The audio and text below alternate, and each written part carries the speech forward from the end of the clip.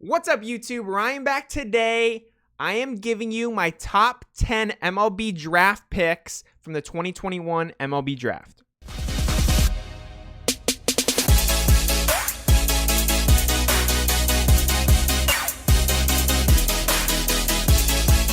Welcome back to the channel, everybody.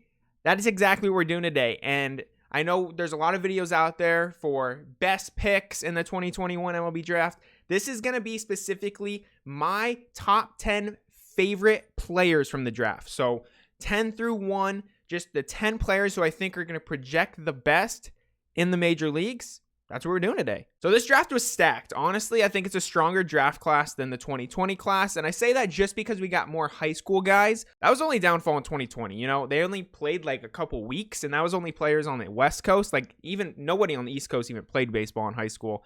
And that's why there was very few draft picks, maybe like 3 high schoolers in the first round even. It was all college guys. So that's the biggest difference between the 2021 draft and last year's 2020 draft. Just younger talent, and I think that goes a long ways with baseball just because more time to develop before they hit, I don't know, they start getting old. So yeah, that's exactly what we're going to do today.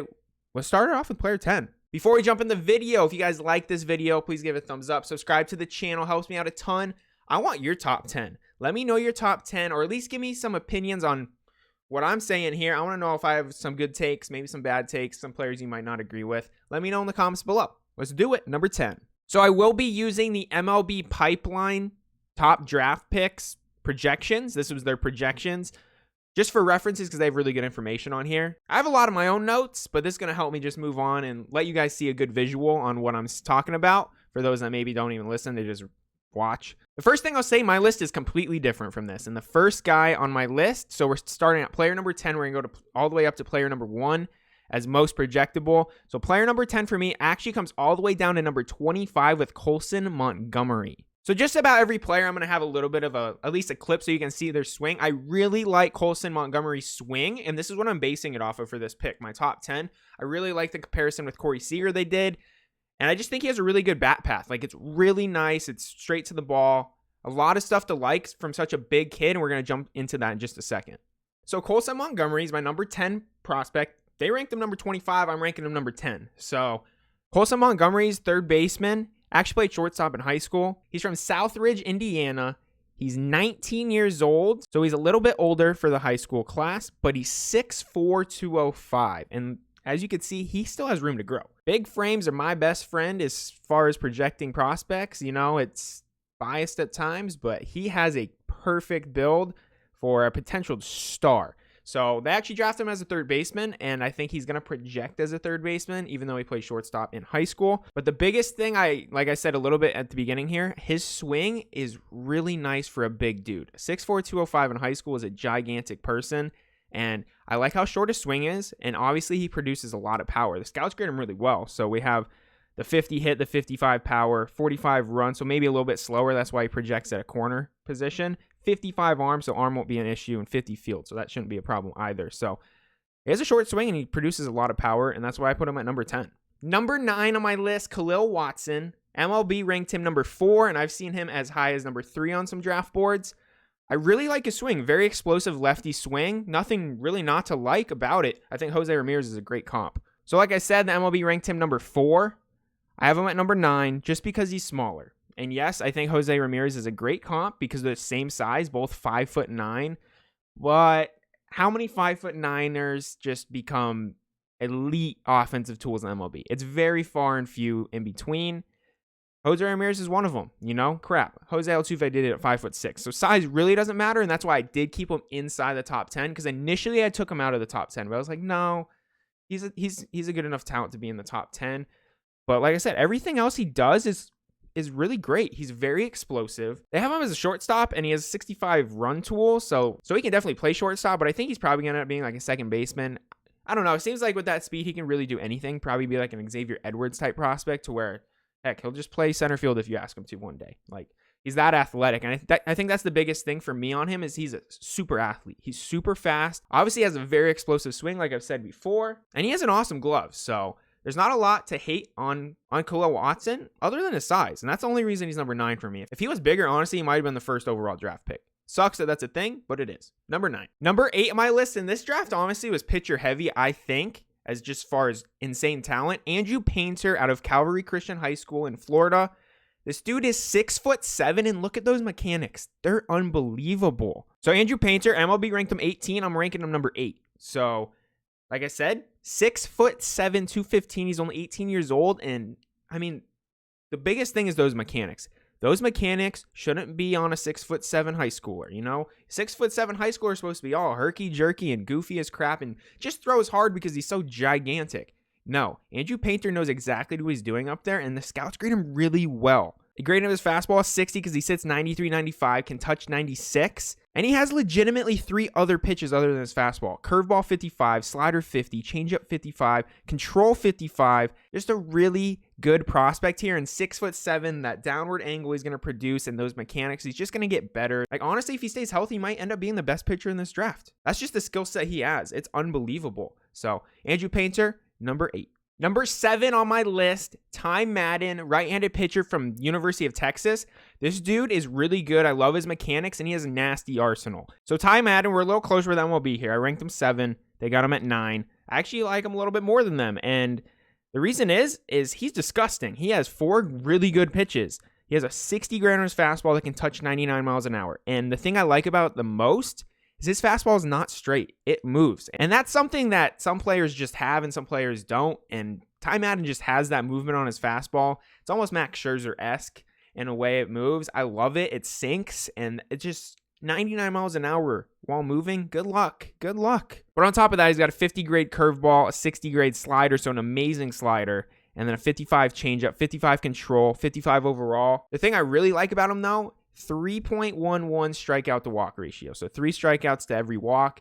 His final year at Texas, absolutely loved it. He had like a 2.4 ERA as well. Just absolutely dominated. Tate Madden, you deserve to be on this list. He's my number 7 guy. Number 6, Kumar Rocker. The dude is unbelievable. There's not much to say about him. He got hit up a little bit towards the end of the season with his fastball. His fastball was getting hit a little bit in the College World Series, and that's honestly what dropped his draft profile just a tiny bit. He was supposed to go top 1 or 2 at the start of the season, and then that little hiccup scared people, but I don't know why. Kumar Rocker, he has the clutch gene.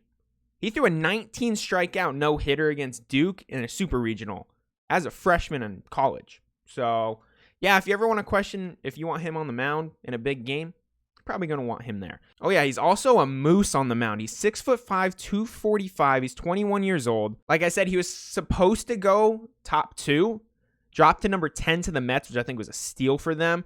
MLB had him ranked at 6. That's where I have him ranked. I think it's a great ranking. But he has a great fastball. He's a great fastball. Tops out at 99 miles an hour. Great curveball. Great slider. His changeup is weakest pitch, and if he develops that, he's going to be unhittable. Like, straight up. And I could definitely see a professional pitching coach teaching him a cutter, because if he can learn that, cutter's one of the best pitches in baseball. But Kumar Rocker, 4.59 strikeout to walk ratio. He just doesn't walk people. He led all of college last year with 179 strikeouts. He was tied with his teammate Jack Leiter. Just unbelievable stuff with Kumar Rocker. There's just not much not to like about him, other than he got hit up towards the end of the year. He's been unbelievable at Vanderbilt. So that's why he's my number 6. Number 5 on my list was the number 1 draft pick in the 2021 draft, Henry Davis. He's unbelievable. Henry Davis is unbelievable, honestly. That arm is ridiculous. That's one of the best arms I've ever seen behind the plate. His defense is questionable, but I love his plate discipline, and we'll jump into that, and I think that's so important in this draft. So Henry Davis, I have him ranked 5. MLB actually had him ranked 5 too. He actually went number 1 overall, and he deserved it, honestly. I think it's a good draft pick from the Pirates. He's the best catcher in the draft class, for sure. One of the best hitters in the draft class, for sure. And probably the best plate discipline, because he's done it at the college level. A couple things I want to throw out there about that elite plate discipline. He had more walks than strikeouts. He had a .482 on base percentage in college. Louisville's a really big D1 baseball program, and to do that, that's really impressive. The last time I remember someone doing that at college, I mean, I'm sure there's a lot, but I know Pavin Smith did it. The D-backs drafted him out of Virginia. He did it, but it's so hard to do. More walks than strikeouts. That's elite plate discipline, if you ask me. But outside of that, he's a big kid. He's a truck, 6'2", 210. He's a 55 hit tool, love that. 55 power tool, love that. 40 runs, so he's a little slower, but hey, he's a catcher. 45 field, and that's the one thing that people are questioning, if he'll be able to play catcher defensively at the pro level, because his arm is not in question. He's got a 70 grade arm. He throws gas. So really good grades by the scouts. I mean, that plate discipline, you just can't teach it. You can't teach it. Almost a 500 on base percentage at a big D1 baseball program. I love it. His swing is a little different. Like, I could see maybe him running into a little bit of issues there, but he's still number 5 for me. I think he's really good. Number 4 on my list was the number 4 pick. He went to the Boston Red Sox, Marcelo Mayer. He's really good. He's got a really quick swing. You can see he can produce power to all fields, and he's a really good shortstop. Very good glove. So I ranked him number 4. A lot of people ranked him number 1. And him dropping to 4 surprised a ton of analysts, and the Red Sox got a steal. But there really is not a lot not to like about Marcelo Mayer. He's from East Lake, California. He's 18 years old. He's 6'3", 188, so great frame. Amazing frame for baseball. Cannot argue with that at all. He grades out super well from the scouts. 60 hit, 55 power, which I think has been questioned a little bit how his power is going to progress, but he's got a big frame. He can grow into it. He can develop that power. 50 run, 60 arm, 60 field, 60 overall. So an amazing grade for Mayer. You know, he just does everything well. Very good pick. He could have been the number 1 draft pick. So there's nothing really to say about him. He's a stud. We'll see what he does. He's number 4 on my list just because there's 3 more guys that I like more than him. That's about it. Number 3 on my list, Jackson Jobe. This dude's incredible. He has the best slider in this draft. 3,000 to 3,500 RPM on his slider. It's absolutely ridiculous. He sits 92 to 94. This man had a .13 ERA in high school. Yeah, .13, so unhittable. But also his strikeout to walk ratio was the best I've ever seen. 122 strikeouts to 5 walks last year in high school. 5 walks. That's incredible. So that is why he's number 3 on my list. He honestly might be the top pitcher in this draft class. You could, if someone puts him there, I wouldn't even be mad. Just someone that doesn't walk people and strikes out that many players. I know it's high school, but still unbelievable. He's 18 years old. He's 6'2", 190, so a big kid. And like I said, the scouts grade him phenomenally.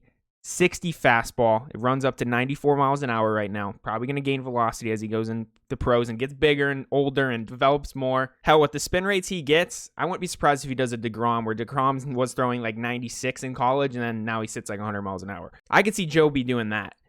55 curveball, so a solid curveball grade. 70 slider. That 3,500 RPM slider is ridiculous. I'm not shocked that he struck out so many people in high school with it. And then a 60 changeup. I think that's the really important one that I like a lot. Changeup's the best pitch in baseball if you can locate it. It is. Especially when you're throwing 94 miles an hour. If you can drop a changeup in there at 84 miles an hour that looks the same, unhittable. And then he has 50 control, like I said. And I think that control should probably be higher than that with only 5 walks this past year in high school. So I don't know why it's only a 50, but hey, that's still a pretty solid grade and 60 overall. So Jackson Jobe, I just think he's really special. He has that ability to make people miss, and I just love that strikeout to walk ratio. I'm obsessed with it, and that spin rate is undeniable. That's why he's my number 3 pick. Number 2 on my list, Jordan Lawler. My D-backs didn't mess it up, everyone. They didn't not take the best player available. They chose Jordan Lawler at number 6. Not sure how he got down to number 6, but I am so excited he's on the Diamondback. I love everything about this player. I'm going to jump into it a little bit. I love his inside-out swing. I am so happy the D-backs made the right choice. I haven't been this pumped up to have someone this talented on the D-backs in a long time. This is someone that could carry the franchise. I'm so excited, except for how expensive Bowman Draft D-backs breaks are going to be for me to try to get one of his autographs. It's going to be ridiculously expensive. If you collect baseball cards, I know you feel my pain, or my future pain at least. But Jordan Lawler, nonetheless, he's 18 years old. He's out of Texas, and he won Texas Baseball Player of the Year. Like, that is difficult. Texas is a really good baseball state. He's 6'2", 190, so love the frame. Absolutely love the frame. He was committed to Vanderbilt. He was projected 1 through 3, and somehow he dropped to 6. Not really sure how. I never even saw someone rank him below the top 5.